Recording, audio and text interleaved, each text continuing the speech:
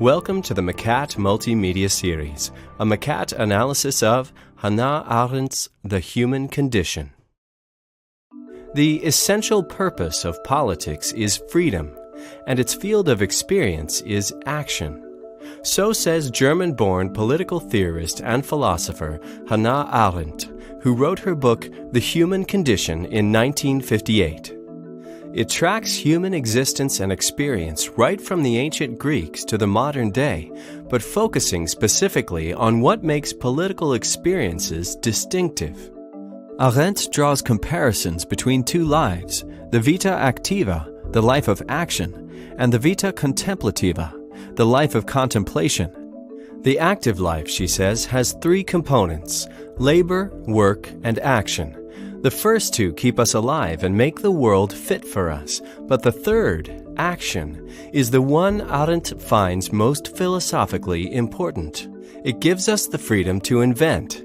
It allows us to do new things and to pursue them in social settings. In political terms, vita activa involves not only coming up with new ideas, but putting them into the world.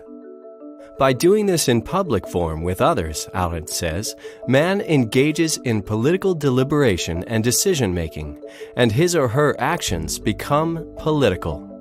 So how can we best understand what Arendt means by vita activa? What are the three components of the theory? Let's imagine a mining company, its role and its manufacturing strategy. Its work is to dig ore from the ground. It is the bare activity of retrieving the raw material. How the company processes this ore to make it saleable on the market is labor. It reshapes the world to make it ideal for our use. If we think of both of these processes in modern terms, they can both be automated by machines. So where do humans come in? In the third category, action. Coming up with new ideas and making them a reality. The mining director must decide where to point the machines to drill and where to sell the metal. But this example still doesn't demonstrate Arendt's view of how action works in politics.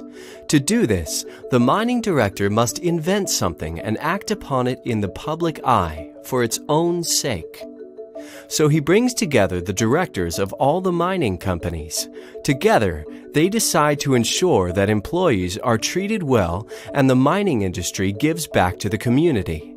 Now, rather than ideas being economically driven, this new idea is an end in itself, a political act. Arendt believes that modernity has emphasized the life of work, doing things within an economic framework, and that the sharing of political opinions in public no longer occurs as it did in ancient Greece. What do you think? A more detailed examination of Arendt's ideas can be found in the Macat analysis.